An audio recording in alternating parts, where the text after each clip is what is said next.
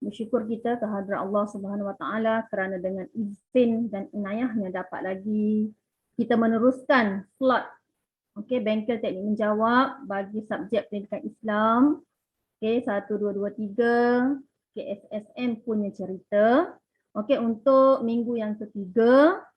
Dan sekarang ni saya tengok mungkin ramai lagi. Tadi ramai tak anak pengurusi majlis? Tadi berapa orang, ramai tak yang join?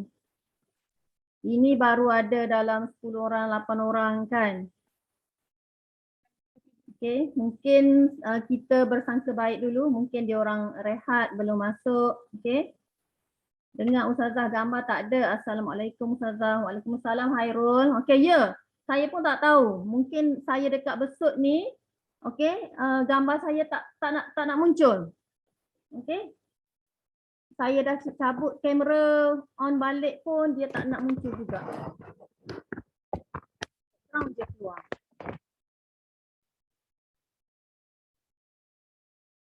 Kita bagi masa lagi mungkin seminit dua, tunggu kawan-kawan yang lain. Sambil-sambil tu kita muhasabah diri kan dengan musibah yang melanda sekarang ni. Kalau sebelum ni bertahun-tahun kita dilanda dengan COVID-19 kan, wabak penyakit. Tapi sehari dua ni sebagaimana anak-anak sedia maklum dipaparkan di media-media massa, kita diuji oleh Allah dengan banjir. Yes, pandai Zul. Macam tahu je Zul, macam tahu saya nak sebut apa kan. Ya Zul, sekarang ni kita satu Malaysia sekarang ni kan, beberapa negeri dilanda musibah banjir. Juga salah satu ujian daripada Allah. Kita sama-sama berdoa, moga, mungkin saya rasa tidak mustahil dalam kalangan rakan-rakan kita, rakan-rakan anak-anak, mungkin ada yang terlibat dengan musibah banjir ni, kerana kawan-kawan saya sendiri pun ada yang ditimpa musibah ini. Yang kita tak duga, ada yang saya baca dalam berita kan, ada yang 50 tahun tak pernah ditimpa musibah ini. Tapi ujian Allah, tiba-tiba banjir besar Kuala Lumpur, Selangor kan, kawan-kawan saya, anak-anak didik, anak-anak yang sama-sama sepatutnya join bengkel, mungkin juga ada yang terlibat. So sama-sama kita berdoa semoga musibah ini cepat-cepat kembali semula pulih, dan mereka yang terlibat kita doakan semoga dipermudahkan urusan oleh Allah, diberi kekuatan, kesabaran untuk menghadapi ujian inilah. Sambil-sambil itu anak-anak boleh panggil lah kawan-kawan yang lain. InsyaAllah minggu ni, kan saya bagi tahu dulu, boleh war-warkan pada kawan-kawan, panggil kawan-kawan yang lain. InsyaAllah pada minggu ini saya akan sediakan, ini saya punya sendirilah secara individu, personal. Minggu depan akan ada 2 hadiah yang akan disediakan oleh pihak yayasan yang menaja anak-anak ni, bengkel ni. Minggu depan untuk pendidikan Islam akan ada 2 hadiah kuis. Nanti soalan dia terpulanglah atas kreativiti saya macam mana bentuk soalan dia. Tapi untuk minggu ini saya sendiri akan sediakan hadiah. Nanti anak-anak tanya macam mana Ustazah nak bagi kita orang kan. Kita orang kat sini, kita orang jauh kat sini. Alah kan, dunia hari ini di hujung jari. Nak tak nak je macam-macam cara kita boleh buat kan. So insyaAllah 2 yang terbaik mengikut penilaian saya lah. 2 yang terbaik mengikut penilaian saya. Mungkin dari segi aktifnya dia kan, responnya dia, InsyaAllah saya sendiri akan postkan hadiah tu kan. Saya akan sediakan 2 hadiah, saya akan postkan. Jadi sebelum saya tutup nanti, saya akan minta anak-anak yang berkenaan kan, yang ada rezeki tu, yang saya pilih tu, yang terbaik tu, 2 orang yang terbaik tu, saya minta anak tu DM saya lah, saya bagi nombor telefon, DM saya. Ke mana saya nak hantar hadiah itu, insya-Allah. Baik, so sambil-sambil kita tunggu kawan, saya akan teruskan dengan slot seterusnya yang ketiga.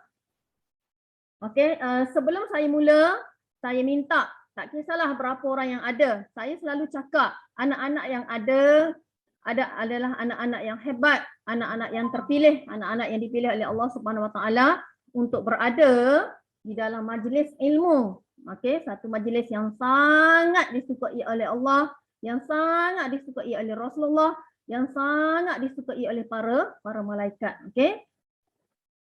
Jadi tahniah, dan kita mungkin ada rakan-rakan yang sebelum ni dia selalu join tapi hari ni mungkin dia tak dapat join tadilah. Mungkin dia ditimpa musibah banjir dan sebagainya lah. Okey. So tak apalah. Okey, yang ada ni kita teruskan. Jadi sebelum saya teruskan, okey, Ustazah nak yang ada dalam ni, tak kira lah berapa orang ni, kan? Baik. Sila respon. Okey, Ustazah nak tengok dulu. Ada ni kan sebagaimana Ustazah kata, kita bukan setakat nak jadi baik, kan? Kita bukan setakat nak jadi baik, tapi kita nak sahut seruan Rasulullah sallallahu alaihi wasallam untuk kita jadi yang terbaik. Kan, untuk membuktikan anak-anak adalah yang terbaik, saya nak anak-anak tulis dekat ruangan chatting, okey? Baik, perkataan Allah untuk nak menunjukkan bahawa anak-anak ada bersama-sama dengan saya sekarang. Okey, sila tulis dekat ruangan chatting perkataan Allah. Okey. Okey, saya baca nama yang ada kan. Bismillah, Daniel, Salina, Wani, Zul, baik, Kis, Aiza, lagi. Okey, Syafiqah, alhamdulillah, tahniah. Dan tahniah anak-anak yang bersama pada pagi ini. Baik, Siti Aisyah lagi. Siapa lagi ada? Okey, yang ada sila tulis. Sebab saya Ustazah nak tahu kan, nak tahu ada tu ada dalam erti kata yang sebenarnya. Okey. Baik, terima kasih yang respon. Okey. Boleh lagi terus panggil kawan-kawan yang lain, mungkin ada yang masih lagi bersarapan ataupun dia berhenti tadi kan, mungkin dia makan dan sebagainya. Okey, tapi kita akan teruskan.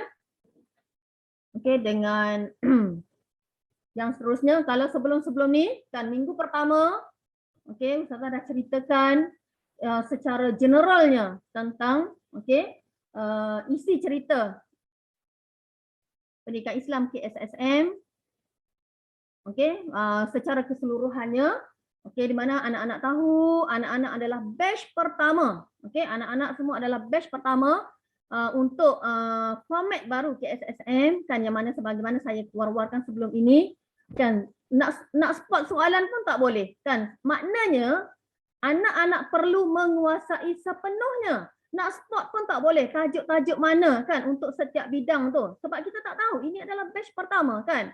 Okey, so anak-anak perlu menguasai sepenuhnya untuk kesemua tajuk tu. Dan kalau hari tu yang saya anak-anak kan saya rasa semuanya baru habis menduduki peperiksaan percubaan. Dan kalau anak-anak di sekolah saya kan dengan 2 tahun ujian yang melanda, belajar secara online dan sebagainya, dugaan yang menimpa ni kan, bukan nak katalah apa yang Ustazah boleh komen dari segi teknik menjawabnya, cloud, kan majoriti ni Ustazah tak boleh komen yang sekolah lain kan, tapi mungkin ada juga anak-anak Ustazah yang kat dalam ni kan. Jadi Ustazah share dengan anak-anak yang lain juga. Bila Ustazah tanda kertas soalan tu kan, dari segi tekniknya cloud lah, maknanya sangat hampir 90% cara jawab tidak betul. Jangan anak-anak ingat bila jawapan dia betul, cara jawab tak betul, tak apa. Tak. Cara jawab jika tak betul dia boleh mempengaruhi markah. Dia akan boleh memberi kesan, mengurangkan markah, menyebabkan hilang markah dan sebagainya. Bukan setakat alah cara jawab dia, janji aku jawab betul, tak ada. Cara jawab sangat penting kerana dia boleh mempengaruhi markah. Baik, dari segi teknik jawab dan dari segi penguasaan setiap bab ataupun setiap tajuk jugalah. Okey.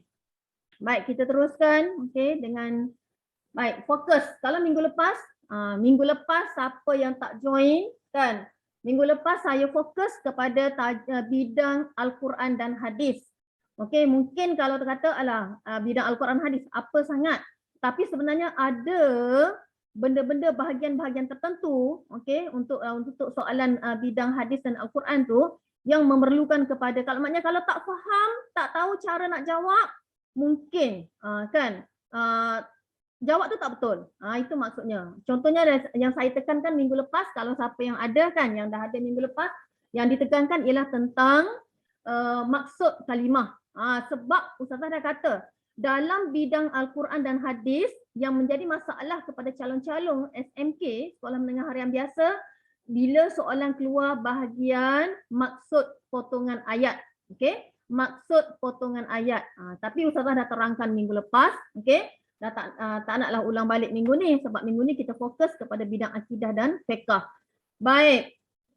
Dan banyaklah minggu lepas siapa yang join kan, banyak benda yang Ustazah dah share minggu lepas, banyak tips-tips, teknik-teknik dan sebagainya lah. Tak apa, okey, insya-Allah minggu ni kita teruskan dengan bidang akidah dan fiqh. Okey, kita cuba kuasai soalan-soalan contoh bagi setiap bahagian tu, dan juga latih to be kebat untuk soalan-soalan yang berkaitan dengan bidang akidah dan fiqh lah. Okey. Baik, next. Baik, ini adalah tajuk-tajuk. Okey, tajuk-tajuk di bawah bidang akidah untuk tingkatan 4 dan tingkatan 5. Okey. Tajuk-tajuk bidang akidah untuk tingkatan 4 dan tingkatan 5. Baik, Al-Muntakim dan Al-Jabbar, perkara yang membatalkan iman, hindari ajaran sesat, Ar-Raqib dan Asy-Syahid, akidah Ahlussunnah wal Jamaah. Baik, sebelum Ustazah pergi kepada, okey, kita nak bedah contoh-contoh soalan berkaitan tajuk-tajuk ni. Baik, Ustazah nak tanya dulu, okey. Baik, siapa boleh respon, okey, Al-Muntakim dan Al-Jabbar. Siapa boleh bagi tahu Ustazah apa maksud Al-Muntakim dan Al-Jabbar? Dalam KSSM silibus baru, okey, dimasukkan beberapa, okey, 2 nama-nama Allah, okey, daripada Asmaul Husna tingkatan 4 masuk Al-Muntakim dan Al-Jabbar.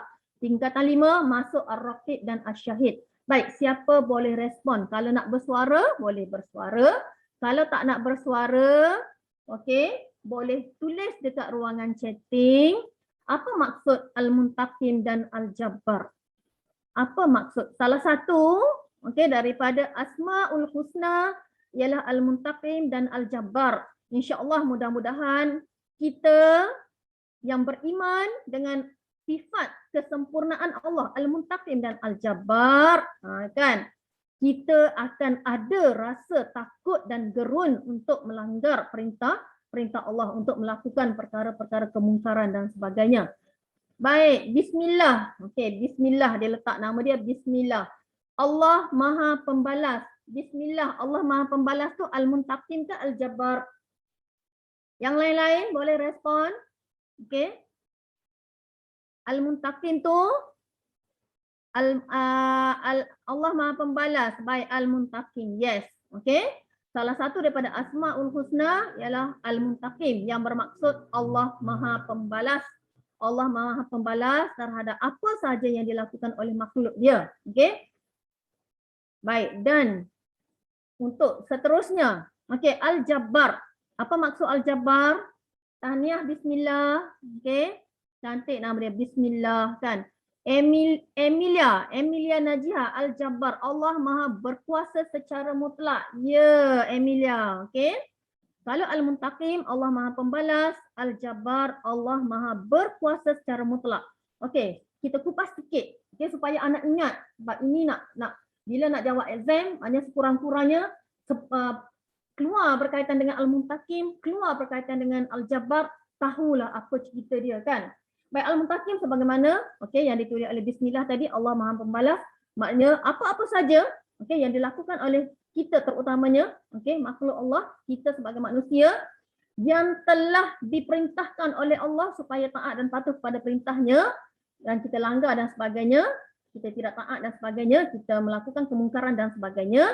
Baik, azab Allah. Okey, azab Allah sebagaimana saya bagi tahu, tak perlu tunggu di akhirat, di dunia lagi Allah timpakan azab. Baik, siapa boleh bagi tahu Ustazah apa bukti? Siapa boleh bagi tahu saya? Satu contoh, satu bukti yang membuktikan Allah ni bersifat Al-Muntakim. Ustazah dah kata tadi, Allah bersifat maha pembalas. Kita tak perlu tunggu di akhirat untuk nak dapat balasan daripada Allah. Tetapi di dunia lagi. Baik, bukti dia. Siapa boleh respon? Tulis dekat ruangan chatting. Saya dah kata anak-anak yang hebat perlu bersama-sama saya. Okey? Respon.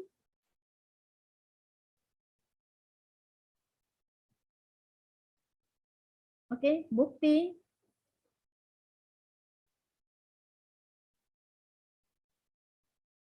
Buktinya banjir ni, Zul kata. Okey, buktinya banjir ni, Zul kata. Yes. Apa-apa yang berlaku, okey, apa-apa yang berlaku kepada kita, kita kena muhasabah. Okey. Maknanya tak boleh. Oh, bila orang cerita, banjir besar lah kat sana, tenggelam rumah ni kan, ini. Tak bolehlah kita dengan selamat, oh ya ke? Kan? Oh ya ke? Oh ya ke? Maknanya tak ada rasa apa-apa. Sebab kita perlu ingat, apa-apa yang berlaku, kita perlu adalah untuk muhasabah diri, kan? Adakah sebab kita buat dosa? Manusia banyak buat dosa, banyak buat yang tak betul dan sebagainya, kan? Sebab itu Allah datangkan musibah untuk kita bermuhasabah. Bukan kata bila apa-apa berlaku tu macam tak ada apa.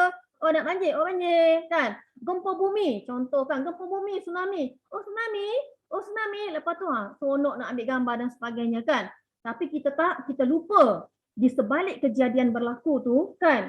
Apa sebenarnya pengajaran iktibar yang Allah nak bagi pada kita, kan? Maknanya kita nak kena fikir, kan? Mungkin masyarakat Islam ni kan banyak buat tak betul, ingkar perintah Allah dan sebagainya. Baik, Syafiqah, Allah Maha membalas kepada orang yang melanggar perintah Allah. Baik, buktinya menurunkan bencana. Yes, Arif Amirul, buktinya menurunkan bencana. Sebagaimana awak belajar kisah-kisah Nabi terdahulu, kan?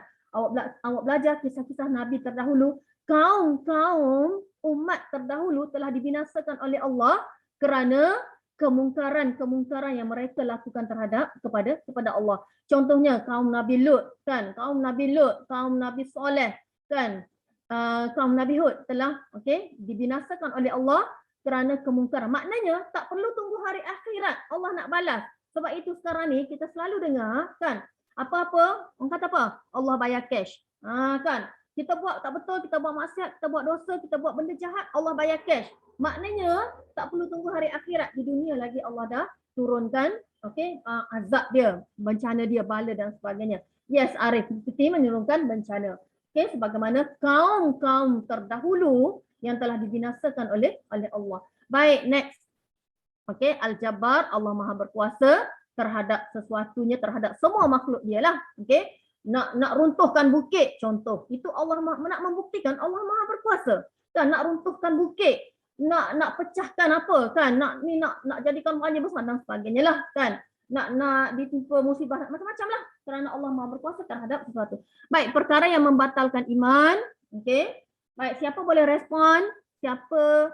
Baik, saya bagi clue depan dulu. Untuk tajuk perkara yang membatalkan iman. Iman kita manusia, yang mukmin ini boleh batal disebabkan 3 faktor. Siapa boleh senaraikan dekat ruangan chatting? 3 faktor yang menyebabkan iman kita boleh batal. Baik. Sofia. Sofia. Iman seseorang boleh terbatal melalui iktikad, perkataan dan perbuatan. Yes, thank you Sofia. Syafiqah, percakapan, lisan, amalan. Syafiqah, Syafiqah dengar. Percakapan dengan lisan sama Syafiqah. Iktikad tu hati, pegangan. Iktikad tu pegangan, hatilah. Perkataan, perbuatan. Kalau kata percakapan dengan lisan sama. Percakapan ke, lisan ke, lidah ke, mulut ke, sama. Jangan tulis gigi dah. Gigi salah, kan? Iman seseorang boleh terbatal melalui gigi. Sebab gigi ada kat mulut, tak kira. Kalau kata mulut, yes, betul. Lidah, yes, betul. Percakapan, perkataan, yes. Amalan, anggota, perbuatan, yes. Baik, so anak-anak dah tahu. Iman seseorang mukmin boleh terbatal disebabkan 3 faktor lah. 3 sebab. Baik, Salina, syirik. Syirik, perbuatan syirik. Itu dah kalau dari segi perbuatan lah. Baik, contoh syirik Salina. Baik, lisan, perbuatan, iktikad, perkataan. Cuba siapa-siapa boleh bagi saya satu contoh iman batal melalui perkataan? Siapa boleh bagi? Bagaimana iman seseorang boleh batal melalui perkataan? Siapa-siapa boleh respon? Tadi saya kata, okey. Itu Salina, menyembah patung berhala itu iman batal melalui apa? Menyembah patung berhala iman. Bismillah. Saya tidak lagi beragama Islam. Yes. Okey, tahniah bismillah. Itu dari segi perkataan. Saya tidak lagi beragama Islam. Itu contoh batal iman dari segi perkataan. Saya telah murtad, contoh. Saya telah menganut agama Kristian. Saya telah menganut agama Buddha, Hindu dan sebagainya. Yes, itu adalah contoh batal iman melalui perkataan. Baik, saya nak respon Arif Amirul. Mungkin juga, bukan mungkin. Bila saya menanda soalan peperiksaan percubaan yang anak-anak sekolah saya, mungkin saya boleh share. Apa kesilapan yang anak-anak sekolah saya buat, saya boleh share dengan anak-anak yang sekolah lain yang ada dalam bengkel ni. Saya boleh share supaya tidak berlaku kesilapan yang sama. Saya ambil contoh. Baik, bila dia tanya bab perkara membatalkan iman ni anak-anak, tolong faham betul-betul. Anak-anak tak boleh jawab, okey? Buat maksiat, okey? Buat maksiat batal iman. Mencuri, okey, mencuri, berzina, minum arak. Bukan itu jawapan dia. Itu mencuri, minum arak, berzina, menderhaka kepada ibu bapa, itu termasuk dalam perkara-perkara dosa besar. Batal iman ni makna, bila iman batal, makna keluar daripada Islam anak-anak. Tolong faham. Bila iman batal, makna keluar daripada agama Islam. Jadi kalau anak-anak jawab, menderhaka kepada ibu bapa, minum arak, berzina dan sebagainya, anak-anak, itu adalah dosa besar. Kan? Cuba bayangkan, kalau kata minum arak, berzina, dosa besar, memaki hamun, mencuri, kita buat benda tu, batal iman, maknanya kita dah lama dah keluar Islam. Betul ke tak betul? Ada ke orang tak menderhaka kat mak dia kat sini? Kan, okey, tahniah, Arif dah faham. Okey? Yang tak Arif pun sama. Kan, yang tak Arif Amirul pun sama. Sebab bila jawab ni, soalan ni, yang jawab hari tu, kan, bila Ustazah tanda, ramai yang jawab bagi dosa-dosa kecil, dosa-dosa besar, kan, melepak dia tulis. Perkara batal iman melepak. Masya Allah, salah sangat. Tolong jangan ulang. Okey? Sebab batal iman ni bukan benda biasa-biasa. Kan, bukan benda biasa. Batal iman ni boleh keluar dari Islam. Sebab tu tadi kan, yang siapa bismillah bagi tadi kan. Dia kata, saya tidak lagi beragama Islam. Kita isytiharkan diri kita melalui lidah kita isytiharkan diri kita dah keluar daripada Islam. Kita menganut agama lain. Yes. Baik, mengeluarkan Arif Amirul tak boleh. Arif Amirul kata mengeluarkan kata-kata tak baik, tapi sekarang Arif dah faham kan? Tak boleh just tulis mengeluarkan kata-kata tak baik. Kata-kata tak baik tu macam mana? Kan? Tak boleh diterima jawapan itu. Jadi untuk anak-anak semua yang ada kat bengkel ni, jawapan-jawapan tu tak boleh diterima sebab dia berkaitan dengan batal iman. Jawapan mesti tepat. Baik, patung berhala. Baik, Salina, patung berhala apa benda? Itu batal iman dari segi apa? Kalau patung berhala, sembah patung berhala. Baik, anak-anak yang lain boleh respon. Wani tanya, perbuatan? Yes. Okey, Sofia, perbuatan? Yes. Okey, menyembah patung berhala? Yes. Itu batal iman dari segi perbuatan. Maknanya, batal iman, macam saya kata tadi, keluar daripada Islam. Okey, menyembah selain daripada Allah. Okey, baik. Melakukan ataupun kita mengikuti upacara keagamaan agama lain. Kan, kita ikut sama, turut sama dalam upacara keagamaan lain. Yes, boleh menyebabkan batal iman. Kita pakai lambang-lambang agama lain. Contoh, ada yang jawapan pelajar dia bagi memakai lambang salib. Yes, itu betul. Kerana salib adalah lambang agama lain. Memakai lambang salib. Yes, itu termasuk perbuatan ataupun contoh perkara membatalkan iman baik dari segi perbuatan. Baik. Okey. Baik, kalau dari segi iktikad hati, siapa boleh bagi contoh? Bagaimana seseorang itu boleh batal iman dari segi iktikad dia? Iktikad ni adalah pegangan, kepercayaan. Siapa boleh respon, Ustazah? Kalau menyambut Christmas pun sama ke? Baik, kalau kita sambut, okay, saya respon Daniel punya. Menyambut Christmas, tak boleh lah. Tak boleh lah. Sebab itu bukan perayaan kita. Itu terang-terang perayaan Tapi kalau kata Daniel, kita hidup dalam masyarakat yang berbilang bangsa, majmuk. Kita ada kawan-kawan kita, cikgu kita kan yang beragama bukan Islam. Tapi bila mereka menyambut perayaan mereka, kita just ucap selamat, tak ada masalah. Jangan salah faham. Oh, maknanya Ustazah tak boleh lah kita nak ucapkan selamat menyambut Happy Deepawali. Boleh, dibolehkan, diharuskan. Kerana sebagai menghormati, kerana kita hidup dalam masyarakat majmuk yang berbilang bangsa, berbilang kaum. Tapi bukan kita pergi sambut sekali, kan? Kalau dia buat upacara tu, kalau upacara dia tu, kan, upacara keagamaan dia, ada buat benda ni, kita pergi join sekali. Tak boleh, kan? Tak boleh. Macam kita lah. Kalau hari raya kita, hari raya puasa kita, kan? Kita pergi semayang raya, contoh, kan? Kalau hari raya korban, kita buat ibadat korban. Macam tu lah, kan? Depa, kalau hari raya depa buat apa? Contoh, kan? Pergi sembah-sembah ke? Hanya kalau kita ikut sekali, buat sekali, batal iman. Daniel boleh faham? Clear penjelasan Ustazah? Baik, mengingkari hari kiamat. Okey, mengingkari hari kiamat dari segi pegangan kita, okey, kepercayaan kita. Yes, okey. Kepercayaan kita, pegangan kita, maknanya kita tak percaya ada hari kiamat, itu melibatkan iktiqad kita. Yes, okey. Baik, mempercayai bahawa ada kuasa lain menguasai alam semesta. Yes, Daniel. Okey. Mengingkari kewujudan malaikat dan mengingkari. Yes, Sofia. Yes, ini semua contoh-contoh batal iman. Maknanya kita tak percaya. Kita tak cerita dengan orang. Kita tak cakap, kita tak tulis kat mana-mana. Tapi, okey, dalam hati kita, kepercayaan kita pada benda-benda tu, perkara-perkara gaib tu tak ada. Kita tak percaya. Batal iman, keluar daripada Islam. Okey, so kita kena berhati-hati dengan benda ni. Okey, Daniel, okey, faham. Mengingkari Allah sebagai pencipta. Yes, bismillah. Mengingkari Allah sebagai pencipta juga termasuk dalam perkara batal iman dari segi okey, iktiqad. Okey, kena al-nubuwah peringatan salah. Okey, yes, okey. Juwarina dari aspek kenabian, an-nubuwat.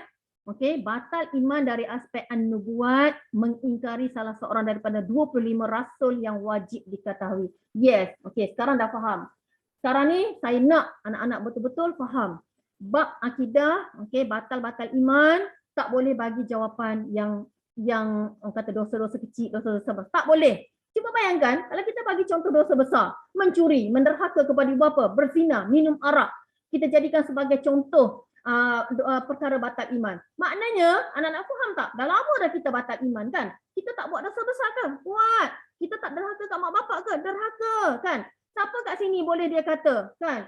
Saya tak pernah menderhaka kat mak bapak saya, kan? Saya tak pernah menderhaka kat mak saya. Siapa berani kata macam tu? Ustazah pun tak berani. Kan? Ustazah pun tak berani kerana menderhaka kepada mak ni, nah, anak-anak dah belajar semua dah. Sikit to'id pun, kan? Okey, Daniel dah faham. Clear Ustazah. Alhamdulillah, terima kasih. Apa hukum memberi barangan menggunakan diskaun perayaan agama lain? Okey? Apa hukum memberi barangan? Tak ada masalah. Itu tak ada masalah. Dan bismillah. Okey, tak ada masalah. Janji barangan tu halal, kan? Caranya betul dan sebagainya lah. Tak ada masalah. Okey, maknanya contoh bismillah niaga, kan? Sempena perayaan ini, kan? Okey, sebab kita berniaga global. Kita berniaga untuk sesiapa saja, kan? Okey, so tak ada masalah. Janji barang yang kita niaga tu kan dan kepada siapa yang kita berniaga. Takkanlah dia bismillah jual Al-Quran kepada orang bukan Islam, kan? Macam gitulah. Okey, barang yang diniagakan tu barang yang macam mana, kan? Okey, tak ada masalah. Ustazah kalau berniat murtad pun kira iktikad ke? Yes. Okey. Sebab tu jangan main-main. Kalau berniat murtad pun kira iktikad ke? Yes. Okey, baik. Sekarang alhamdulillah dah faham. So jangan ulang balik bila jawab soalan. Ustazah share ni yang anak-anak Ustazah jawab. Jadi Ustazah share kesilapan yang diorang buat. Bukan lama, baru dalam peperiksaan percubaan Ustazah baru habis marking paper percubaan. Jadi bila teliti banyak kesilapan. Tapi Ustazah fahamlah dengan ujian, musibah yang melanda, kekangan-kekangan yang ada sepanjang 2 tahun ni, kan, maknanya banyak benda yang tak sampai. Okey, banyak benda yang tak sampai, yang Ustazah nak sampai tak sampai. Sebab kalau tahun-tahun sebelum ni tak berlakulah sampai tahap ini, kan. Tapi tahun ni agak kritikal lah. Okey, kumpulan cemerlang pun agak kritikal. So tak apa, insya-Allah dengar kata-kata saya, pegang kata-kata saya. kan, belum terlambat. Okey, masa masih ada untuk anak-anak terus mengulang kaji, belum terlambat. Ingat itu. Okey, masa masih ada. Cuma kena usaha lebih, kan, kena macam inilah. Ada program-program ni yang untuk nak bengkel-bengkel yang boleh untuk dapatkan ilmu, dapatkan tips dan sebagainya, join lah. Okey, sebab kita masa ada tapi agak terhad. Tapi pada saya, selagi masa ada, masih belum terlambat. Baik, next kita pergi kepada yang seterusnya, hindari ajaran sesat. Baik, ajaran sesat ialah amalan, okey, ajaran yang didakwa sebagai ajaran Islam tetapi hakikatnya bercanggah dengan ajaran Islam. Orang yang mengamalkan ajaran sesat, depa tak kata depa sesat. Orang pengamal ajaran sesat, depa tak kata depa sesat. Betul tak betul? Okey?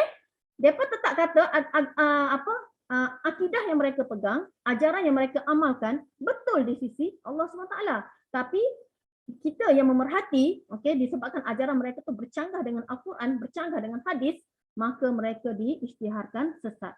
Baik, Ar-Raqib, tingkatan 5, Ar-Raqib dan Asy-Syahid. Okey. Siapa boleh tulis dekat ruangan chatting apa maksud Ar-Raqib sekarang? Okey, apa maksud Ar-Raqib? Tingkatan 4 ada 2 Asmaul Husna, Al-Muntaqim dan Al-Jabbar. Tingkatan 5 ada 2 tajuk, okey, iaitu Ar-Raqib dan Asy-Syahid. Siapa boleh respon? Okey, kita tengok yang dah respon. Baik, Ar-Raqib, Allah Maha mengawasi semua perbuatan dan keadaan makhluk. Yes. Tapi ingat bila bab Asmaul Husna, maksud dia kena betul-betul. Saya sebut lagi, saya Ustazah share lagi kesilapan yang dilakukan oleh anak-anak sewaktu menjawab perasaan percubaan supaya tidak berlaku kepada anak-anak yang lain. Okey, hari itu Ustazah ada keluarkan soalan berkaitan Ar-Raqib untuk soalan percubaan. Ar-Raqib, sebagaimana Wani dah tulis, maksud dia Allah Maha mengawasi semua perbuatan dan keadaan makhluk. Ar-Raqib ni Allah Maha mengawasi. Ada anak-anak bagi jawapan Allah Maha mengetahui. Salah. Allah Maha menguasai. Salah. So, jawapan dia mesti betul-betul maksud dia. Okey? Allah Maha melihat. Salah. Okey? Allah Maha melihat apa yang makhluk dia lakukan. Tak boleh. Untuk definisi, okey, Asmaul Husna mesti betul-betul maksud dia. Tak boleh main lebih-lebih kurang. Salah. Ramai yang jawab salah hari itu. Ar-Raqib ialah Allah Maha mengawasi semua perbuatan dan keadaan makhluk. Yes. Okey, tahniah Wani. Baik, Asy-Syahid. Siapa boleh respon apa maksud Asy-Syahid? Okey, yes. Baik, Asy-Syahid, Amelia Najiha. Allah Maha menyaksikan. Asy-Syahid, Allah Maha menyaksikan segala perbuatan dan mendengar segala ucapan. Yes. Asy-Syahid, Allah Maha menyaksikan. Okey?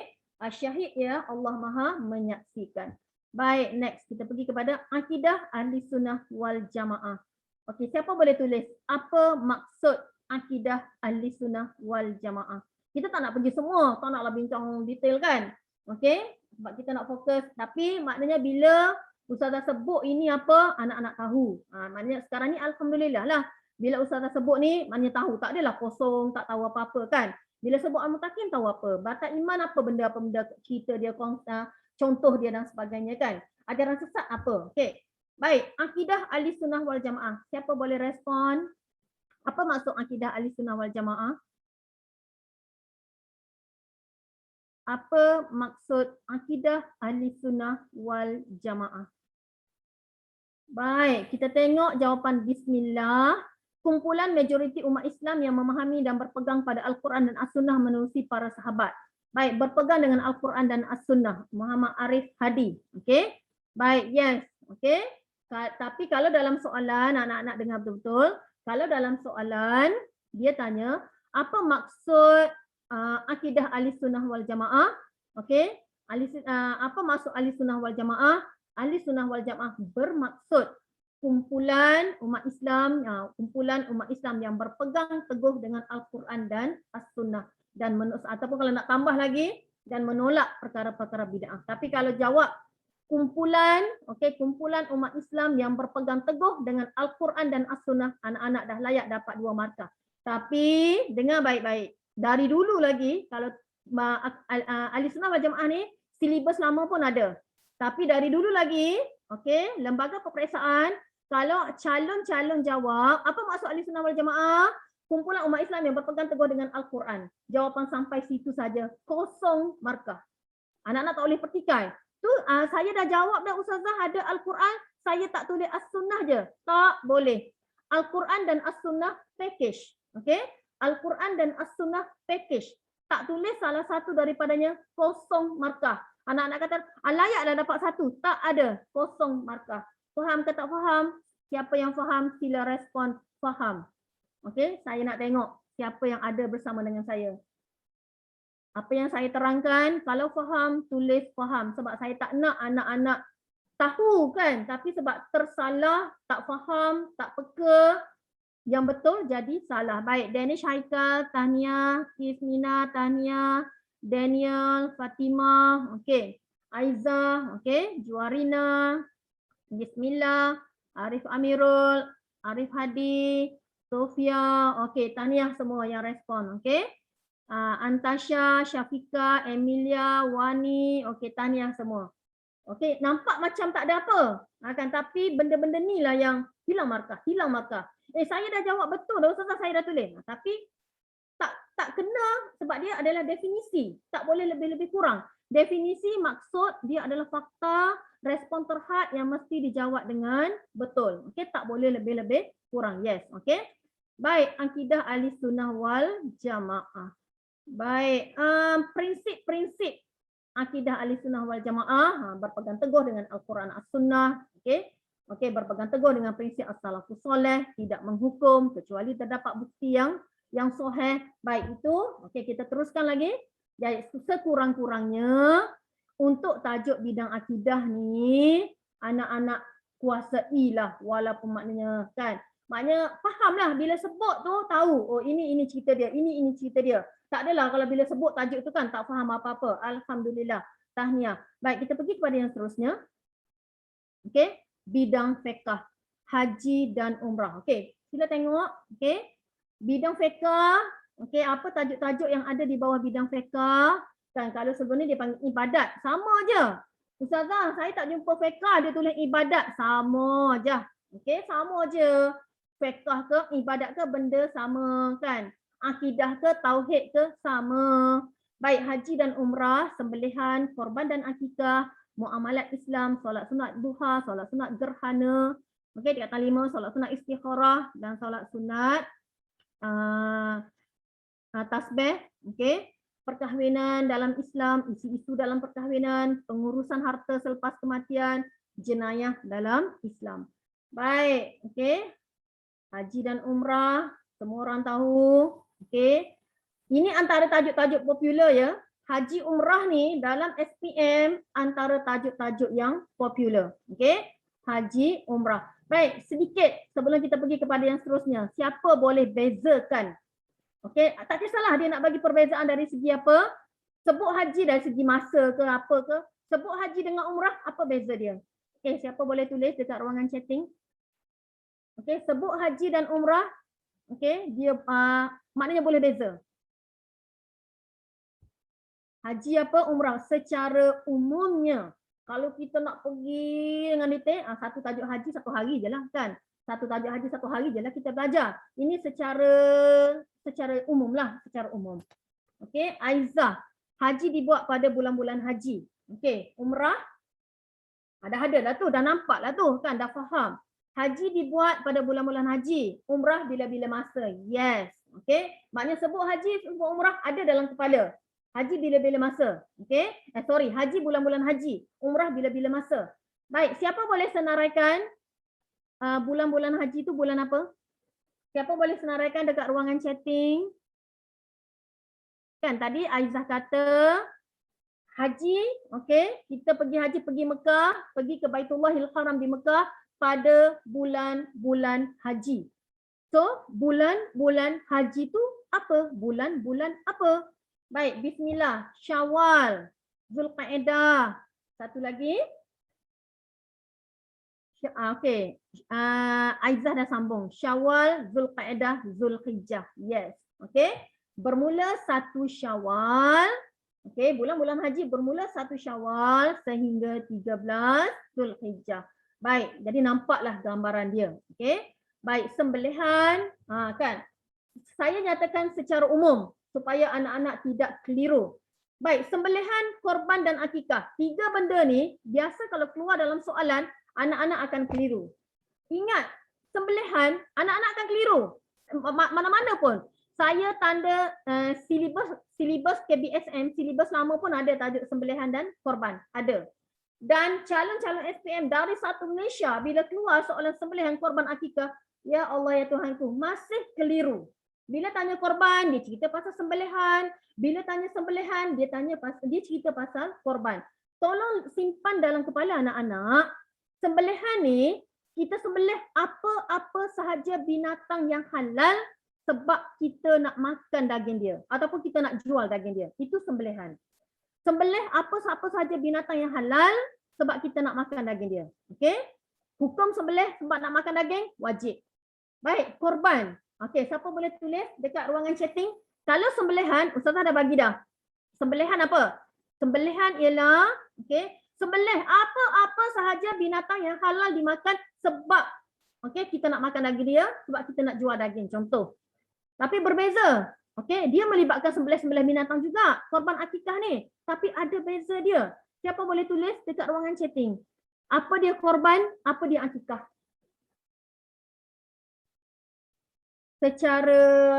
Tak secara menyeluruh pun kalau nak buat perbezaan banyaklah kan. Tapi secara umumnya, sebut perkataan korban apa? Kita nak bezakan dengan korban dengan sembelihan dengan akikah. Baik, saya baca yang Sofia dulu. Korban itu menyembelih binatang al-an'am bertujuan untuk mendekatkan diri kepada Allah. Baik, korban dilakukan pada hari raya Aidil-Adha. Yes, Ingat anak-anak, dalam jawapan anak-anak untuk korban dan akikah, satu benda yang mesti ada, satu perkataan yang mesti ada ialah al-an'am. Kalau anak-anak jawab, apa maksud korban? Korban ialah menyembelih binatang ternakan. Salah. Dengar baik-baik. Menyembelih binatang ternakan. Salah. Sebab apa? Ayam, itik termasuk dalam binatang ternakan. Jadi salah. Mesti jawab yang tepat. Binatang al-an'am. Kerana Allah dah cerita dalam Al-Quran, al-an'am ni memang jenis binatang khusus untuk korban dan akikah. Jangan pening-pening menyembelih binatang al-an'am pada hari raya haji dan hari-hari tasyrik bertujuan untuk mendekatkan diri kepada Allah. Hari raya haji, berapa hari bulan? Sila tuliskan berapa hari kita boleh buat korban dekat ruangan chatting. Berapa hari kita boleh buat korban? Berapa hari Allah peruntukkan untuk kita melaksanakan ibadat korban? Tulis, saya nak kita buat korban dalam bulan Zulhijjah. Berapa Zulhijjah? Sila tuliskan tarikh untuk melakukan ibadat korban. Sama ada dia hari raya haji ataupun dia hari-hari tasyrik. Baik, sila senaraikan.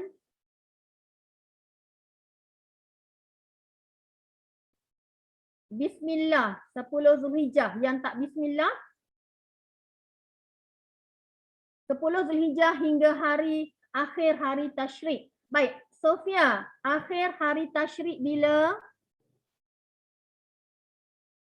Kita tuliskan. Kalau boleh tulis 10, 11, contoh macam itulah. Kalau boleh tuliskan 7, 8, 9, 10 Zulhijjah. Sila tuliskan yang betul. Sila tuliskan. Okey, Hawa. Hawa baru bangun tidur ke Hawa? Kan Hawa muncul. Yes, tahniah Hawa. Kan saya ingat nama Hawa. Sebab tiap-tiap minggu Hawa ada kan. Baik, Hawa tulis 10 hingga 13 Zulhijjah. 10, 11, 12, 13 Zulhijjah. Yes, tahniah Hawa. Baik, 10 Zulhijjah adalah hari raya Aidil-Adha, hari raya korban, hari raya haji. 11, 12, 13 Zulhijjah adalah hari raya pula, hari-hari tasyrik. Hawa kata Ustazah tanya dia baru bangun tidur ke Hawa? Jujur Hawa kan. Tak apa Hawa. Walaupun dah lewat, Hawa tetap masuk kan. Sampai Ustazah dah ingat dan nama kan. Baik, Juwarina 10 Zulhijjah hingga akhir hari tasyrik sebelum. Yes. Okay. So 4 hari untuk melaksanakan ibadat korban. Okey, so jelas. Baik, akikah, siapa boleh tulis dekat ruangan chatting? Sembelihan, ingat, Ustazah tekankan lagi sekali. Sembelihan, sembelihlah apa-apa saja binatang yang halal sebab nak makan daging dia. Korban, beza. Sembelih binatang juga, tapi binatang tu binatang dia spesifik, iaitu binatang al-an'am sahaja. Bila? Pada hari raya haji dan hari-hari tasyrik. Baik, akikah, sebab dia ada cerita, dia berkaitan. Kucing boleh makan ke? Hawa kot. Hawa pernah makan kucing ke? Kan? Ustazah tak pernah Hawa. Nak pegang kucing pun takut. Kan? Baik, Sofia, akikah dilakukan setelah bayi dilahirkan. Baik. Untuk akikah, Ustazah nak tekankan. Sebab hari tu lagi kan. Soalan peperiksaan percubaan hari tu, Ustazah ada keluarkan tajuk korban dan akikah. Dan ramai yang tak silap jawab, maknanya menyebabkan jawapan salah. So Ustazah kongsikan sini, jawapan salah tu kenapa? Supaya anak-anak yang lain juga tak buat. Mungkin saya kata, itu Ustazah cerita anak-anak Ustazah kat sekolah Ustazah. Betul, tapi cerita dia sama kan, bab dia sama, tajuk dia sama. Sebab Ustazah menanda satu Malaysia. Ini yang trial sekolah Ustazah je. Tapi kalau yang SPM sebenar, 13 tahun Ustazah menanda adalah satu Malaysia. Jadi isu ni, ini kesilapan-kesilapan yang biasa dilakukan oleh calon SPM.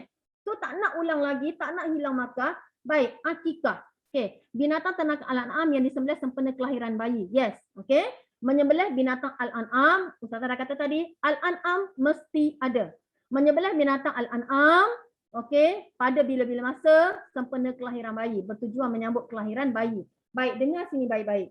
Tiba-tiba kalau soalan keluar, perbezaan antara korban dengan akikah kan.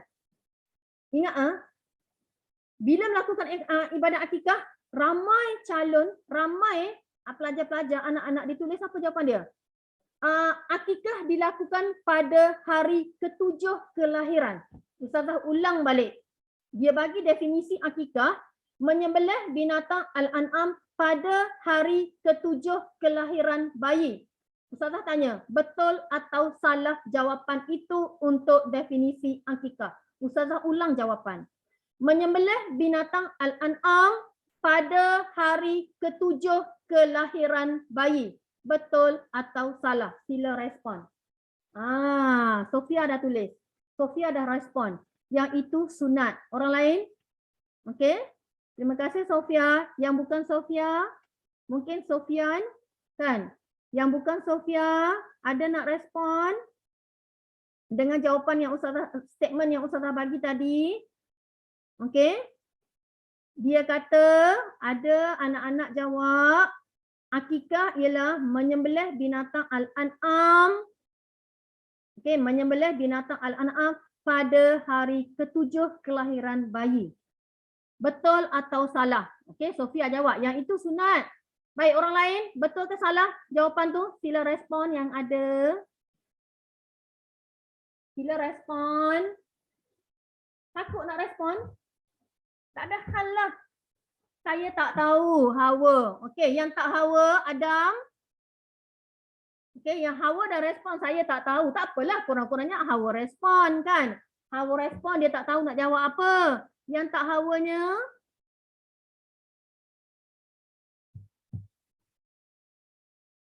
dah tak ada yang nak respon? Tak tahu. Arif Hadi. Thank you Arif Hadi. Arif Amirul, saya kurang pasti. Okey. Baik, dengar sini baik-baik. Bila anak-anak jawab macam tu, salah. Okey, salah. Kenapa? Yes, betul. Ustazah respon balik yang Sofia jawab tadi. Yang itu sunat. Yes. Melaksanakan akikah pada hari ke-7 kelahiran bayi itu adalah perkara sunat akikah. Iaitu hari ke-7 tu maknanya afdal. Afdal kita melakukan akikah pada hari ke-7. Sedangkan tetapi hakikat sebenarnya akikah ni dia boleh dilakukan bila-bila masa sebaik sahaja bayi itu lahir sehingga bila? Siapa boleh respon? Akikah menyembelih binatang al-an'am, okey? Sebaik sahaja bayi itu lahir sehingga bila? Dia memang ditulis bila-bila masa. Kalau tulis bila-bila masa pun betul. Yes, boleh diterima. Tetapi secara tepatnya bila-bila masa tu bermula daripada bayi itu lahir sehingga bayi itu balik. Yes, Wani. Okey. Terima kasih Wani. Daripada usia bayi itu daripada bayi itu lahir, okey, sehingga bayi itu balik. Tetapi melaksanakan akikah pada hari ke-7 kelahiran bayi, okey, dia adalah perkara sunat ataupun waktu yang paling afdal. Kalau dalam soalan tanya, bilakah waktu yang paling afdal untuk melaksanakan ibadah akikah? Ialah pada hari ke-7 kelahiran bayi. Sebagaimana sunnah Rasulullah, okey, Abdul Muttalib, okey, Abdul Muttalib, datuk baginda, melaksanakan ibadah akikah kepada Rasulullah Nabi Muhammad SAW pada hari ke-7 kelahiran baginda di Kota Mekah dengan menyembelih 2 ekor kambing. Okey? Baik. So sekarang clear. Jangan jawab pada hari ke-7 kelahiran. Kecuali soalan tu tanya perkara-perkara sunat akikah. Boleh jawab. Okey, melaksanakan akikah pada hari ke-7 kelahiran. Yes, okey. Baik, sekarang nampak sikit kan sembelihan apa, korban apa, akikah apa. Baik, seterusnya muamalah Islam. Muamalah Islam ialah berkaitan dengan jual beli, saham, okey, gadaian dan sebagainya. Baik, solat sunat duha, solat sunat gerhana, okey, tingkatan 5, solat sunat istikharah, okey, perkahwinan, isu-isu dalam perkahwinan, pengurusan harta selepas kematian, okey. Baik, wasiat dan sebagainya lah, jenayah dalam Islam. Baik, sebelum saya pergi kepada slide yang seterusnya, satu saya nak tekankan. Tolong ambil perhatian.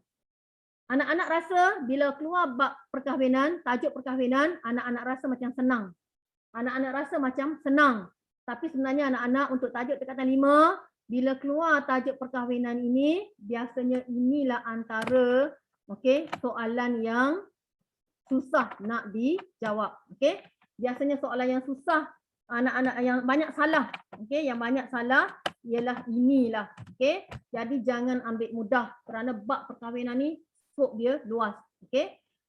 Bab perkahwinan ni skop dia sangat luas. Dah keluar dah muncul. Kita dah buka balik, on balik. Baik.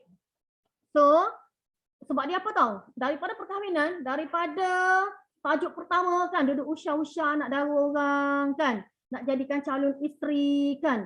Daripada itu lagi kan, masuk pada hukum-hukum perkahwinan dan sebagainya kan, masuk pula bab-bab isu-isu dalam perkahwinan kan. Talak lah, rujuk lah, iddah lah, nusyus lah kan, fasah lah, khuluk lah, li'an lah kan, zihar lah, masuk macam-macam cerita. Dengar macam tajuk best je.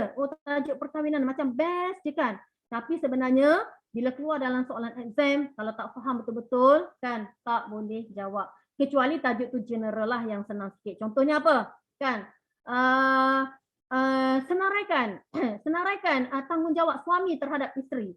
Senaraikan tanggungjawab isteri terhadap suami. Itu kan maknanya kalau tak baca, tak fokus pun bolehlah jawab kan. Takkan tak tahu tanggungjawab suami terhadap isteri apa, tanggungjawab isteri terhadap suami apa, tanggungjawab suami isteri terhadap anak-anak apa kan. Maknanya kalau keluar itu insya-Allah boleh jawab. Tapi kalau keluar apa dia fasah, apa dia khuluk, talak raja'i, talak sunni, bagai-bagai gedegang. So kena faham betul-betul. Kena kuasai. Maksud Ustazah, kena kuasai betul-betul. Okey? Saya pergi kepada seterusnya. Okey?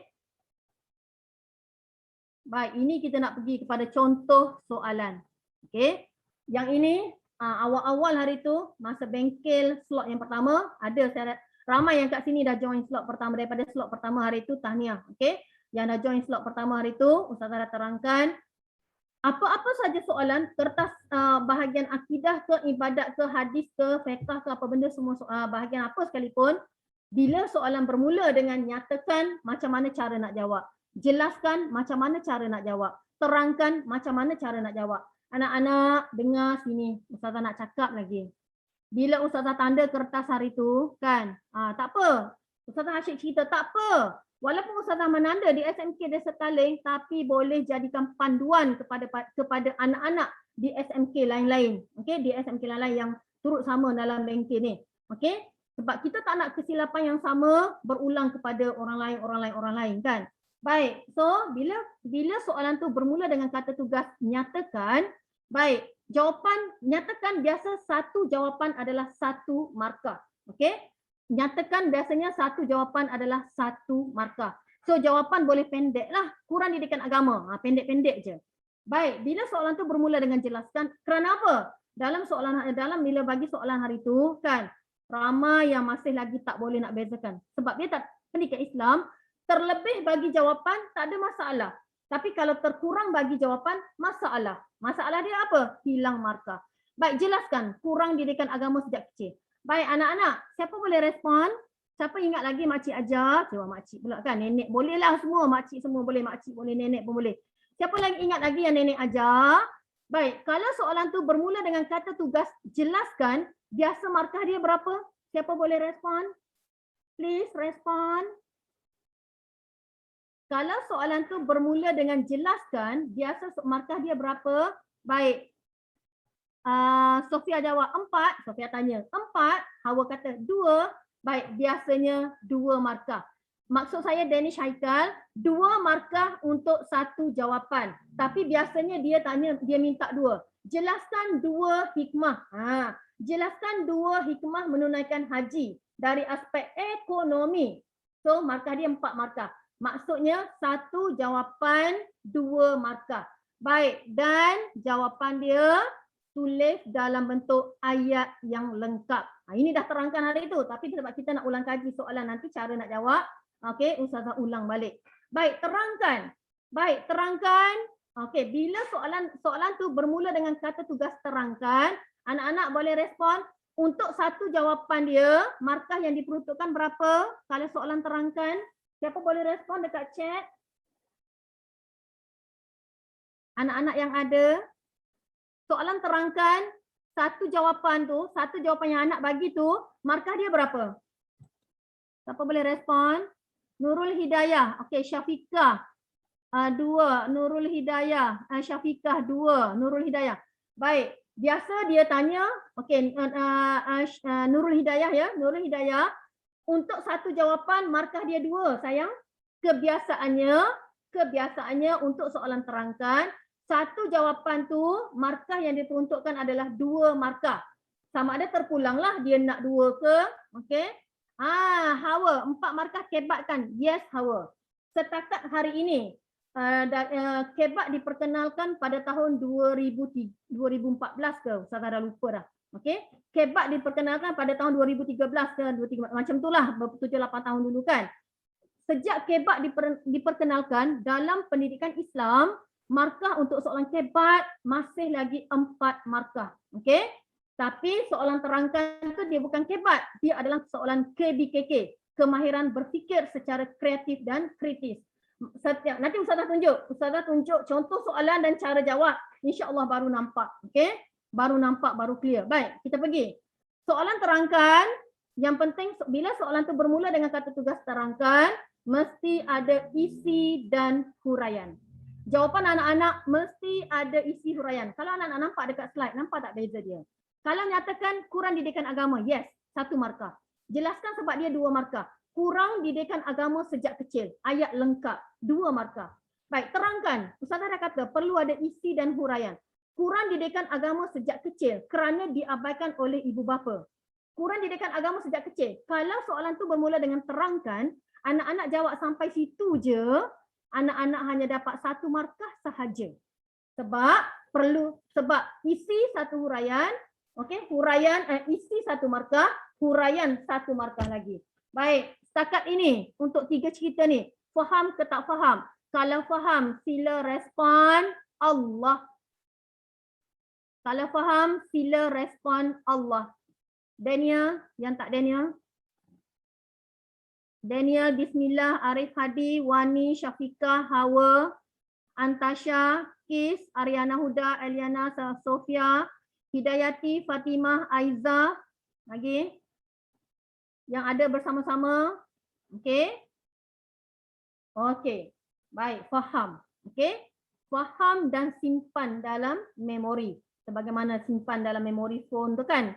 Full kan. Simpan juga dalam memori ni. Bagi full juga kan. Baik, kita teruskan. Kita tengok contoh soalan. Okey. Baik, contoh soalan akidah. Okey.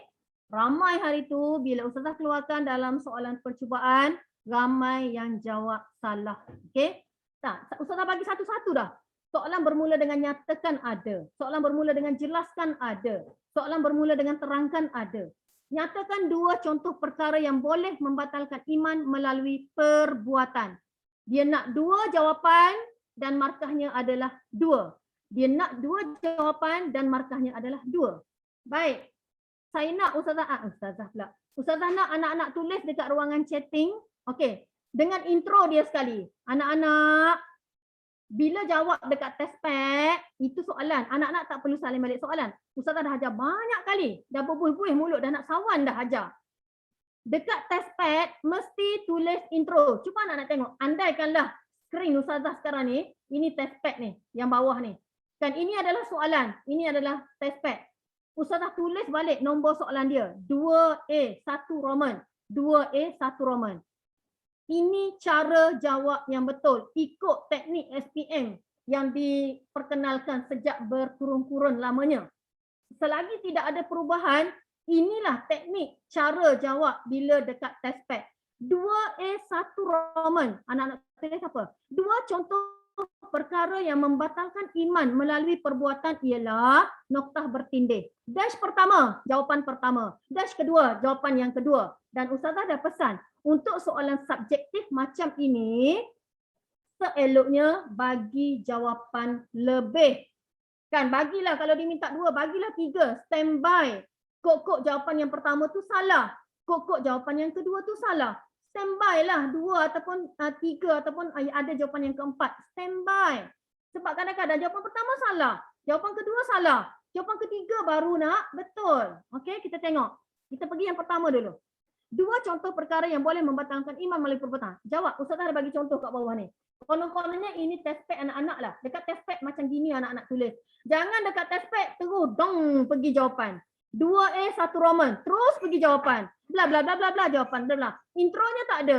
Tulis intro. Kalau jawapan tu betul, senanglah pemeriksa tu nak link dengan kepala dia kan. Kalau jawapan anak-anak tu betul, senang nak link dengan kepala kan. Oh ini soalan dia ni. Kalau jawapan tu pula menyeleweng, menyimpang jawapan tu, apa benda lah soalan budak ni kan. Intronya tak ada kan. Jadi kan menyusahkan lah. Baik, kita tengok Hawa. Kalau salah tulis ayat tu foto markah ke? Hawa, maksud Hawa tu macam mana ya? Kalau salah tulis ayat tu foto markah ke? Ayat apa Hawa? Boleh jelaskan dekat Ustazah? Ayat topik tu. Ayat kepala. Oh tak salah. Tak foto markah. Okey? Kalau Hawa tulis tak foto markah. Okey, cuba Hawa tulis dekat ruangan chatting ayat apa-apalah dipanggil tu. Okey. Sekarang ni yang Ustazah tulis tu ada Ustazah sebut intro jawapan. Okey, Ustazah baca lagi balik sekali Hawa. Yang mana yang dikatakan intro jawapan? 2 contoh perkara yang membatalkan iman melalui perbuatan ialah itu yang dikatakan intro jawapan. Maknanya sebelum nak start tulis jawapan adalah intro dia. Dan intro dia tu kita berdasarkan kepada soalan. Okey. Kepala ayat. Ya, Syafiqah. Boleh juga tulis kepala ayat. Baik, sekarang ni Ustazah nak jawapan. Sila. Tulis balik kepala ayat tu. Tulis balik intro. Buat dash pertama, jawapan dia apa. Dash kedua, jawapan dia apa. Jangan jawab dalam bentuk karangan. Jangan jawab dalam bentuk perenggan. Jangan jawab dalam bentuk esei. Semua soalan-soalan yang Ustazah paparkan dekat skrin sekarang ni, jangan jawab dalam bentuk esei. Jawab dalam bentuk poin. Poin pertama, poin kedua. Nak bagi jawapan lebih. Poin ketiga, poin keempat. Jangan jawab dalam bentuk esei.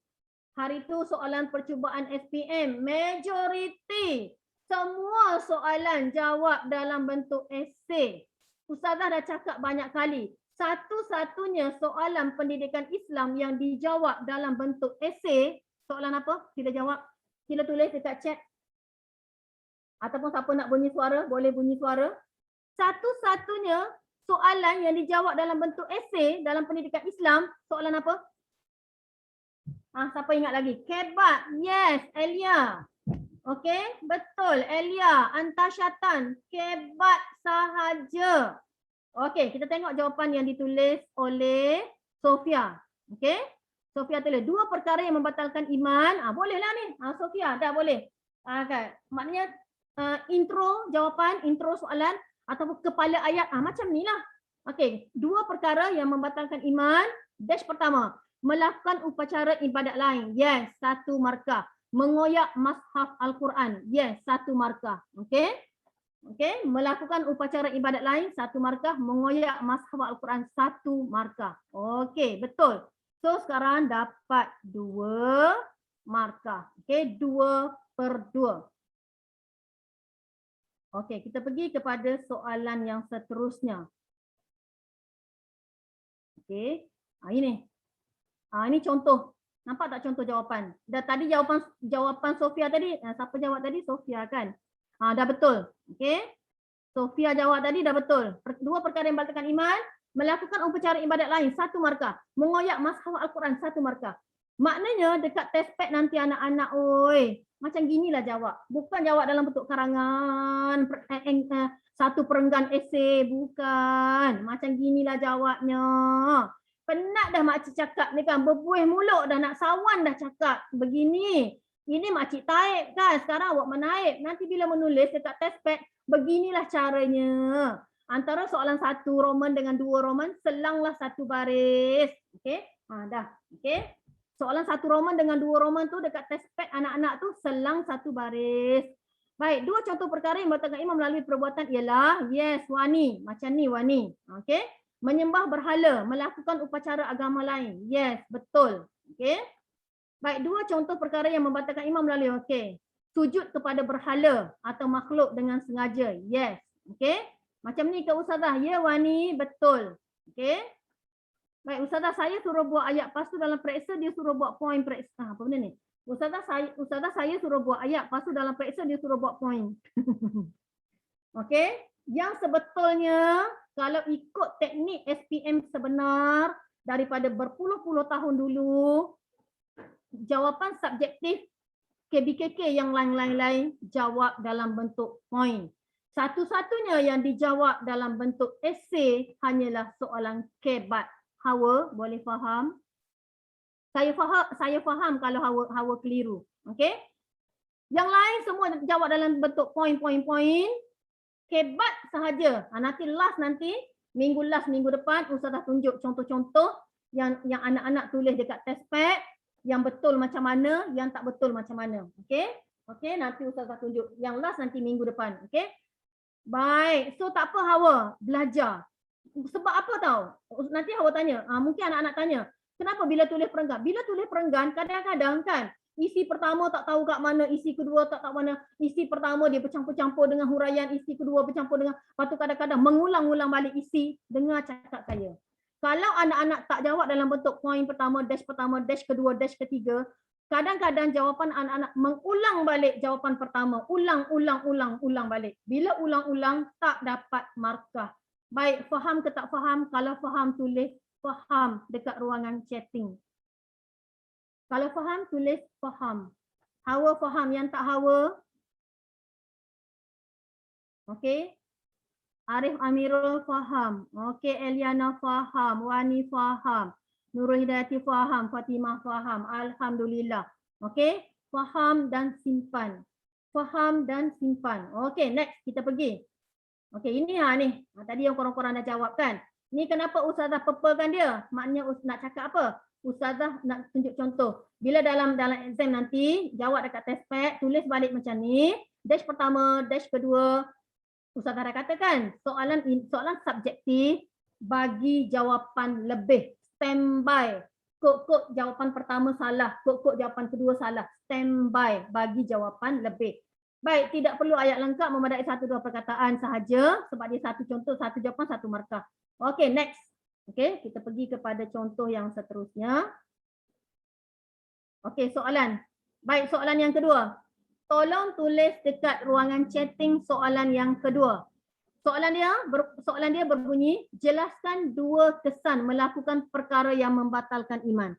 Jelaskan 2 kesan. So intro dia, 2 kesan melakukan perkara yang membatalkan iman ialah dash pertama, dash kedua, Kalau nak tambah bagi jawapan lebih dash yang ketiga. Saya nak yang ada bersama-sama saya sekarang tulis jawapan sekarang. Okey? Kalau awak tak praktikkan, awak ya faham, ya faham. Tak praktikkan, nanti bila buat dalam exam salah lagi, kan? Tak betul lagi. So anak-anak yang ada bersama-sama dengan saya, sila tuliskan jawapan anak-anak sekarang. 2 kesan melakukan perkara yang membatalkan iman ialah dash pertama, dash kedua, dash ketiga. Soalan bermula dengan jelaskan, ayat mesti lengkap. Okey, mana jawapan? Okey, mana jawapan? Ustazah tunggu jawapan korang.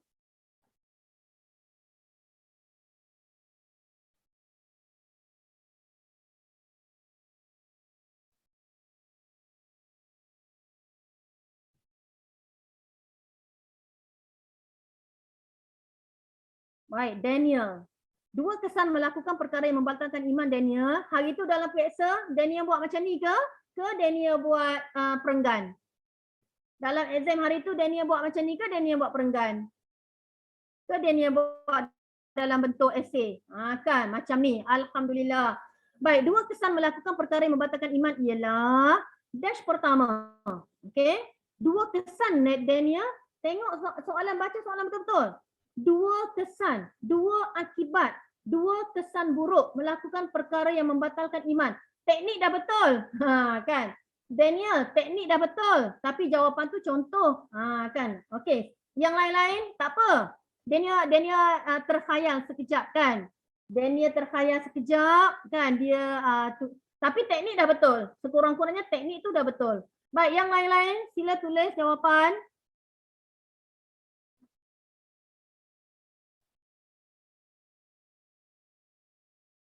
Aizah, Anis, Tasha, Ariana, Huda, Arif, Bismillah, Daniel, Haikal, Elia, Ernest, Fatima, Hawa, Maisarah, Nabila, Nabila siapa?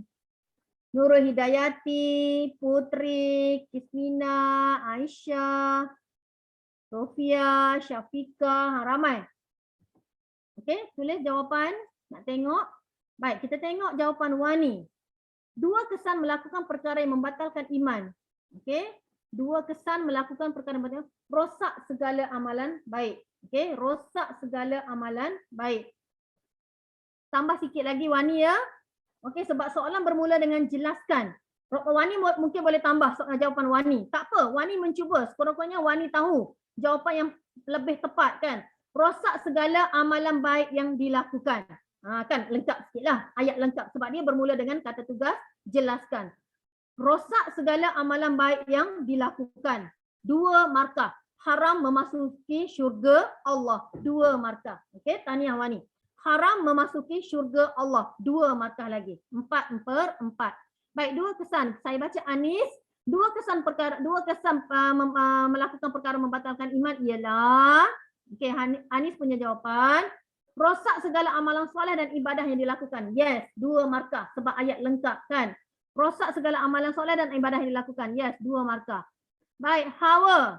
2 kesan melakukan perkara yang membatalkan iman ialah dimurkai oleh Allah, hilang keyakinan terhadap sana. Baik, Hawa, untuk jawapan ini, perkara batal iman, elakkan jawab dimurkai, tidak diredai. Jangan jawab yang itu. Elakkan jawab yang itu. Kita spesifik, kan.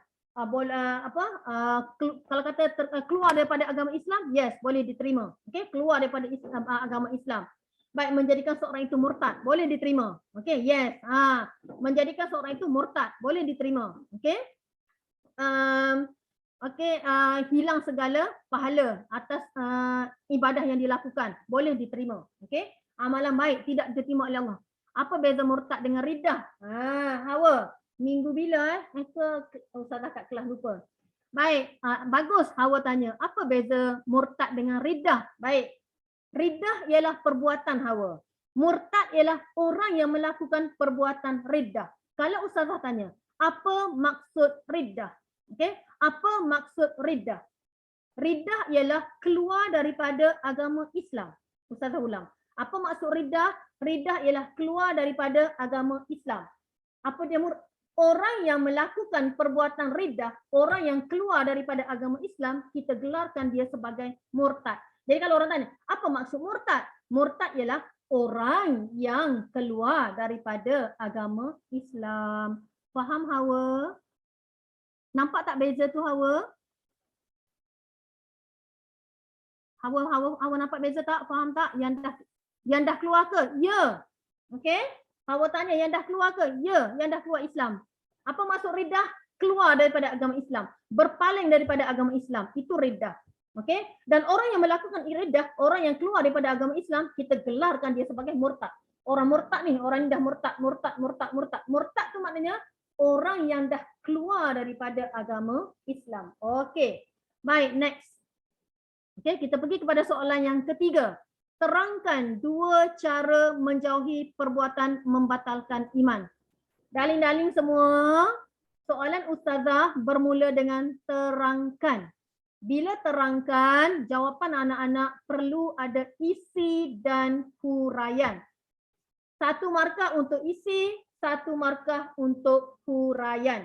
Baik, sila tulis dekat ruangan chatting. Okey. Sila tulis dekat ruangan chatting. Maknanya intro soalan mesti ada. Dua cara menjauhi perbuatan membatalkan iman ialah dash pertama bla bla bla bla bla. Walaupun jawapan anak tu dalam 2 baris ke 3 baris, jawapan mesti dalam bentuk poin. Poin pertama, poin kedua, poin yang ketiga. Ini bukan soalan kebat. Ramai yang keliru masa exam. Okey, jawab dalam bentuk esei. Okey, bila jawab dalam bentuk esei, dia bagi 1 isi, huraian lengkap, kesimpulan. Untuk soalan ini sepatutnya 2 jawapan, 4 markah. Bila anak jawab dalam bentuk kebat, anak-anak hanya bagi 1 jawapan, maka dan huraian adalah, maka anak-anak hanya dapat 2/4 markah sahaja. So, saya dah kata ikut teknik yang betul nak elakkan daripada hilang markah.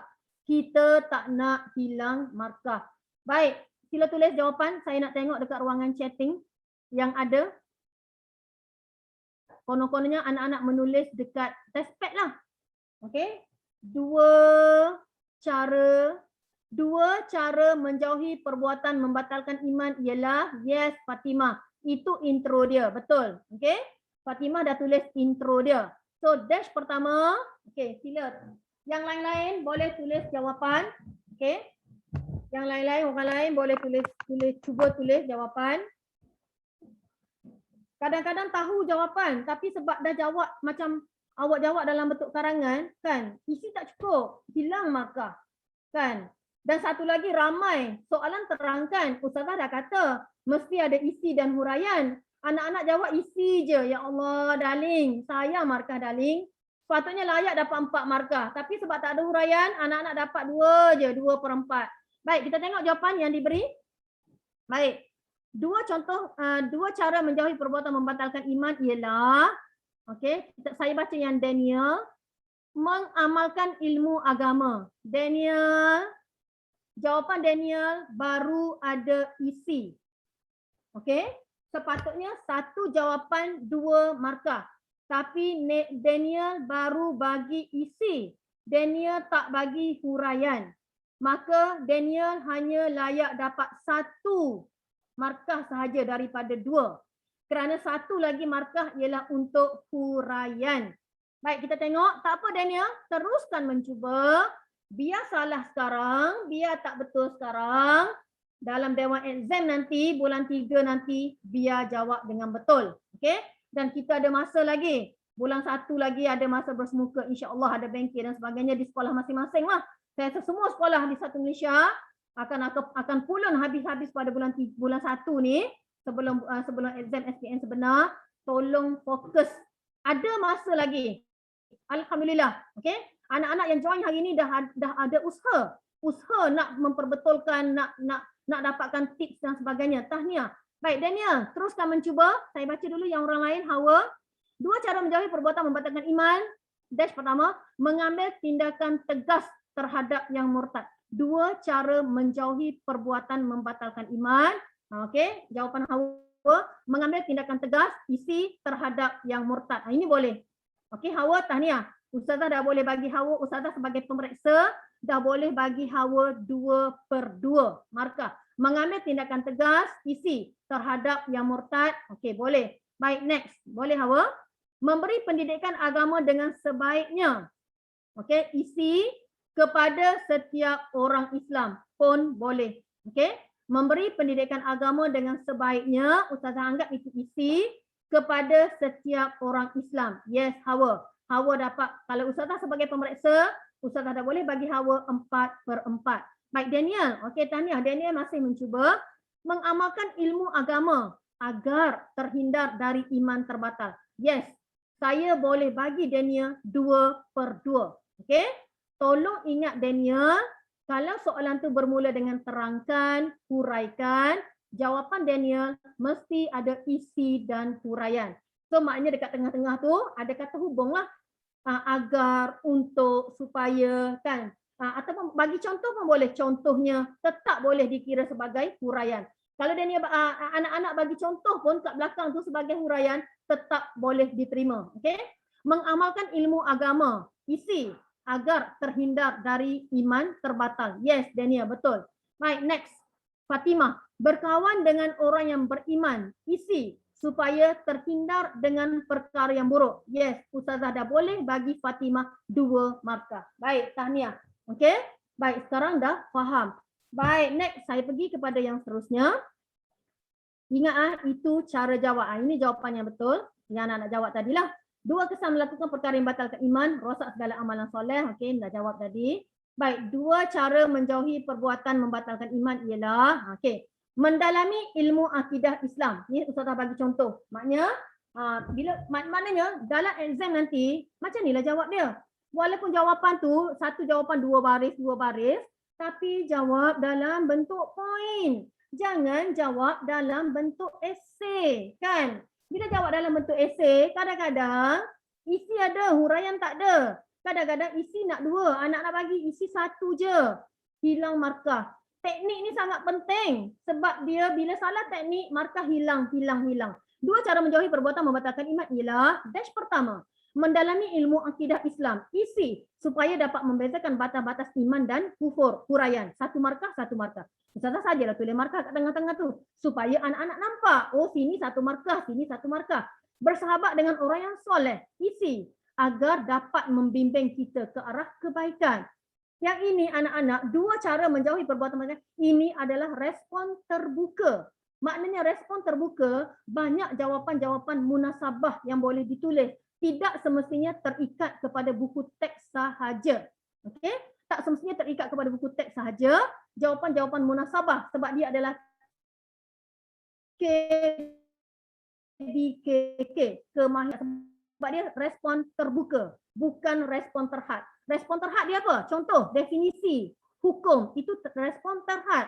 Kalau terbuka, banyak jawapan-jawapan munasabah lain yang boleh diterima. Berdoa memohon petunjuk Allah, isi agar sentiasa istiqamah dengan agama Islam. Setakat ini, siapa yang faham, sila tulis perkataan Allah dekat ruangan chatting. Setakat ini, siapa yang faham, sila tulis perkataan Allah dekat ruangan chatting. Baik, Anis, Sofia. Next. Okey, Arif Amirul, Fatimah, Danish Haikal, Hawa. Okey, Kis, Maisara. Baik, Arif Amirul. Okey, alhamdulillah. Okey, faham dan ingat Nurul Hidayah. Okey, Syafiqah. Baik, faham dan ingat. Baik, tak apa sikit. Yang penting berkualiti. Okey, next. Saya pergi lagi. Baik, contoh yang seterusnya. Baik, contoh soalan kebat. Okey, ini. Ustazah dah kata hari tu kan. Soalan kebat. Baik, yang Ustazah tunjuk gambar ni kita panggil apa? Siapa boleh jawab? Yang Ustazah tunjuk ni, okey, dalam soalan kebat. Soalan kebat Ustazah ada gambar. Gambar ni kita panggil apa? Siapa boleh respon? Okey, gambar kita panggil apa? Baik, orang pertama respon, Arif Amirul. Nanti tuntut hadiah daripada Ustazah. Okey? Ustazah tak cakap bila Ustazah nak cari pemenang tu. Sekarang Ustazah dah jumpa. Arif Amirul nanti tuntut hadiah daripada Ustazah. Okey? Orang pertama, ramai yang jawab betul. Tapi Ustazah tengok orang yang paling cepat respon. Stimulus. Yes. Okey? Yang lain pun jawab betul. Stimulus. Tapi Ustazah terima. Okey, ambil dulu. Mungkin tengoklah bergantung. Mungkin Ustazah ada, tadi Ustazah kata berapa? 2. Mungkin ada lebih kan? InsyaAllah kan? Baik, Arif Amirul dah seorang seorang pemenang yang akan Ustazah bagi hadiah nanti. Okey? Arif Amirul dah seorang. Baik. Next. Okey. Ini adalah Ustazah bagi kasih sayang. Ya Allah, Hawa. Bagusnya Hawa. Yes. Okey. Baik. Ustazah bagi kasih sayang kat Hawa boleh. Tapi kalau Arif Amirul nak bagi kasih sayang kat Hawa belum boleh. Okey. Baik. Next. Baik. Ini adalah stimulus. Ustazah dah kata.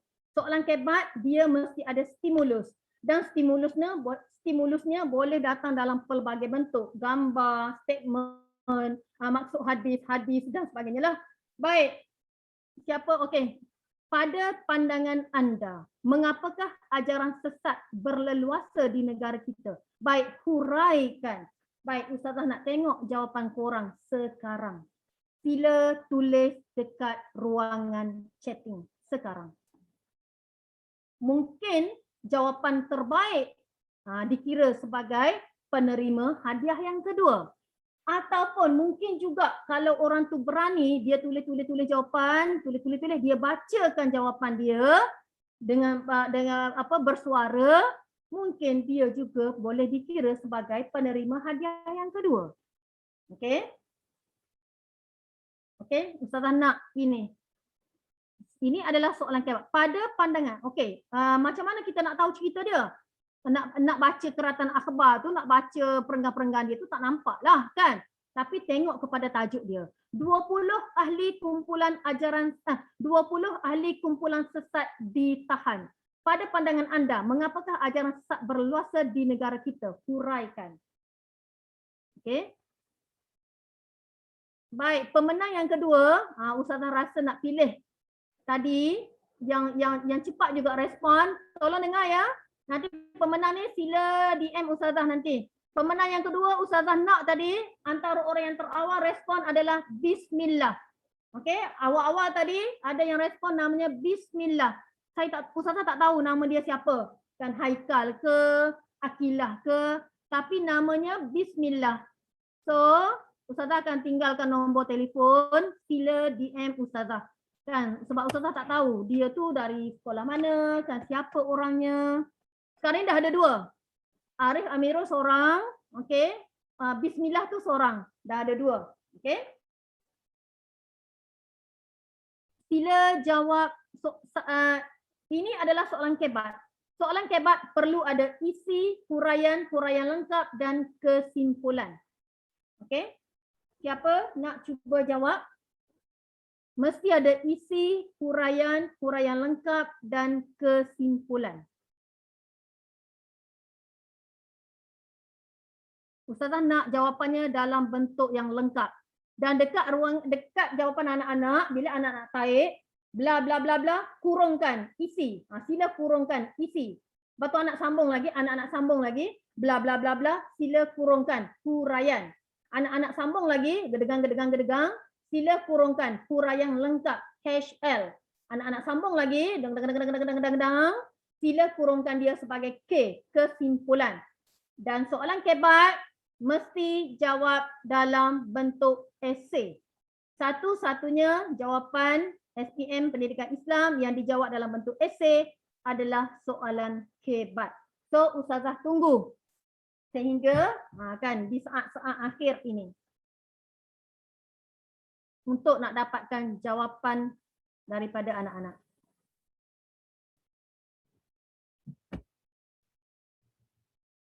Pada pandangan anda, mengapakah ajaran sesat berleluasa di negara kita?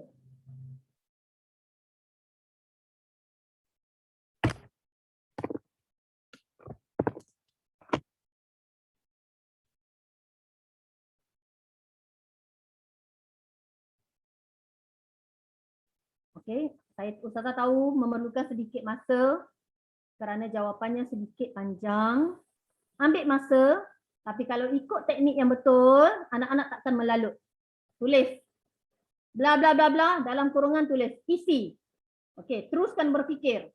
Bla bla bla bla bla, dalam kurungan huraian. Teruskan sambung lagi. Macam tu. Kan? Kalau tak buat macam tu, anak-anak tak tahu dekat mana isi, dekat mana huraian. Buktinya, dalam soalan percubaan hari tu, huru hara. Soalan kebat sepatutnya satu isi je. Lepas tu huraikan isi tu. Ada yang bagi soalan kebat bagi sampai 4 isi. Siapa nak 4 isi tu? Kan? Orang nak satu isi je. Dan menghuraikan isi tu. Bila bagi 4 isi, walaupun keempat-empat isi tu betul, jawapan tetap dikira satu sahaja. Okey, teruskan. Saya menunggu.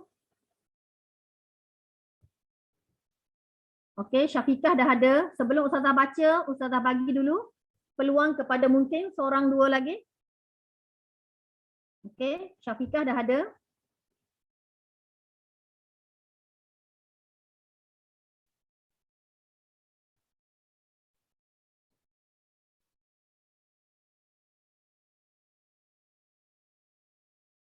Okey, kita tunggu seorang dua lagi. Baru Ustazah bacakan dan Ustazah komen betul ke tak betul. Ada lagi yang nak mencuba? Okey. Kita terima satu lagi, Anis. Okey. Kalau boleh yang belum jawab, buat macam Syafiqah punya. Yang macam Ustazah ajar tadi. Isinya tang mana kan? Tang mana duduk isinya? Macam Syafiqah. Ustazah tak baca lagi jawapan dia. Ustazah tak kata lagi jawapan dia tu betul tak betul. Tapi Ustazah cerita teknik. Teknik yang Syafiqah jawab tu betul. Dalam SPM sebenar, anak-anak boleh jawab macam ni. Okey, anak-anak boleh jawab macam yang Syafiqah dah tunjuk contoh ni. Kan?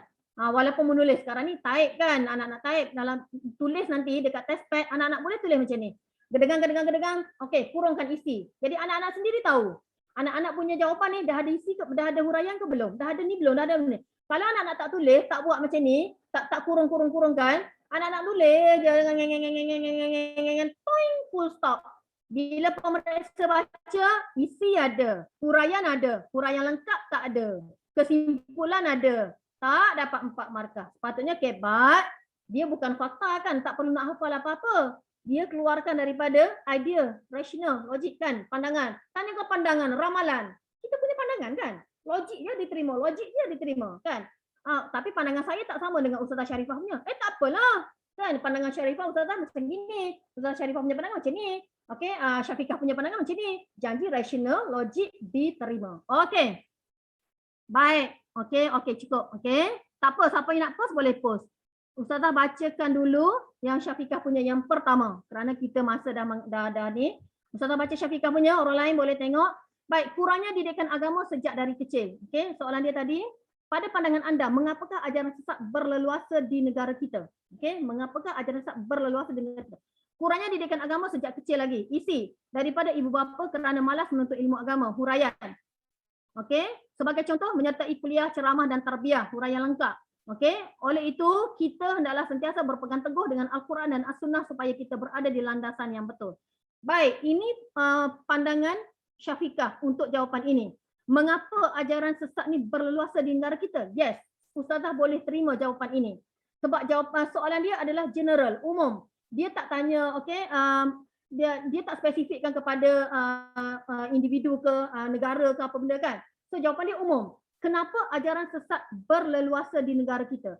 Kurangnya didikan agama sejak kecil. Sebab tu orang tu buat ajaran sesat. Kurangnya didikan agama sejak kecil. Isi, daripada ibu bapa kerana malas menuntut ilmu agama. Huraian. Sebagai contoh, okey, tak nak menyertai bla bla bla bla. Okey. Kesimpulannya, okey, oleh itu kita hendaklah sentiasa berpegang teguh dengan Al-Quran dan As-Sunnah supaya kita berada di landasan yang betul. Yes, 4/4. Ingat, bila isi untuk soalan kebat, huraian ke, huraian lengkap ke, isi ke, jangan ambil balik daripada soalan. Itu yang pertama. Bila dah bagi isi, kesimpulan, biasanya anak-anak ni, bila dia bagi isi dah, bila dia buat kesimpulan, dia ambil balik isi, dia jadikan sebagai kesimpulan. Jangan. Okey, tak boleh. So daripada Syafiqah bagi, isi dia kurang didikan agama. tapi dia punya kesimpulan hadis kita lain secara general. Okey, hendaklah berpegang teguh dengan Al-Quran dan As-Sunnah. Jadi isi dia secara general. Yes. Kalau ustazah sebagai pemeriksa Syafiqah, ustazah boleh bagi Syafiqah 4/4. Baik, Anis, pada pandangan saya, ajaran sesat berluasan di negara kita kerana kurangnya dididik agama kerana mudah terpengaruh dengan rakan sebaya yang positif. Baik, Anis perlu perbaiki lagi jawapan Anis. Okey. Ustazah pergi, Syafiqah ada bagi jawapan yang kedua. Pada pandangan saya, kurangnya dididik agama sejak kecil isi daripada ibu bapa sama. Okey, ini Syafiqah punya yang sama. Okey. So, untuk pemenang ketiga, ustazah bagi pada Syafiqah. Anis tak apa. Nanti kita belajar lagi. Nanti kita boleh belajar lagi, Anis. Okey, insya-Allah minggu yang ketiga nanti ustazah tekankan lagi kepada kebat ini. Okey, minggu ketiga insya-Allah ustazah akan tekankan bagi penegasan lagi untuk kebat. Baik, ajaran Hawa punya jawapan, ajaran sesat berluas di negara kita kerana kejahilan. Kita masyarakat pada hari ini sangat mudah terpesona dengan pemakaian serta tutur kata sehingga tidak menilai kata-kata surah itu sama ada benar atau sebaliknya. Dengan ini orang lebih okey. Hawa, lain kali Hawa buat macam Syafiqah. Isi tang mana, huraian tang mana, huraian lengkap tang mana, kesimpulan tang mana. Okey, tak apa. Okey, tak apa Hawa. InsyaAllah kita sambung lagi minggu depan. Okey, so untuk hari ini, 3 pemenang tadi, Arif, Bismillah dan Syafiqah. Okey, ambil nombor ustazah 017. Ambil nombor ustazah sekarang, kalau terlepaslah korang. Ustazah tak cari dah. Ustazah tak boleh nak cari korang cari ustazah. 017. Wow. Okey, 017-650-3511. 017-650-3511. Walaupun ustazah jauh di mata, tak apa. Dunia hari ini, apa-apa saja kita boleh buat. Okey? Ustazah boleh postkan. Okey? Nanti dah dapat nombor telefon, DM ustazah dulu. Jangan tunggu dah ambil nombor ustazah, lepas tu tunggu ustazah kontak. Tak jadi kan? Dah ambil nombor ustazah, orang yang kontak ustazah. Okey? Baik, dan untuk hari ini, boleh. Siapa nak WhatsApp? Siapa-siapa yang dah dapat nombor tadi, nak WhatsApp, nak tanya, nak apa, boleh je. Okey? Kalau ustazah free, insya-Allah. Okey, ustazah akan jawab. Baik, saya rasa setakat ini saja untuk hari ini. Baik, terima kasih semua untuk yang join. Okey, alhamdulillah, terima kasih. Tahniah, anda hebat. Okey, anda menyahut seruan Rasulullah untuk menjadi yang terbaik, bukan setakat jadi yang baik, tapi untuk jadi yang terbaik. Baik, dan insya-Allah kita akan sambung lagi minggu yang terakhir pada hari Ahad minggu depan. Baik, ustazah sudahi dengan aqulu qauli hadza wa astaghfirullah li wa lakum. Wassalamualaikum warahmatullahi taala wabarakatuh. Ustazah serahkan kepada pengurusi anak pengurusi majlis.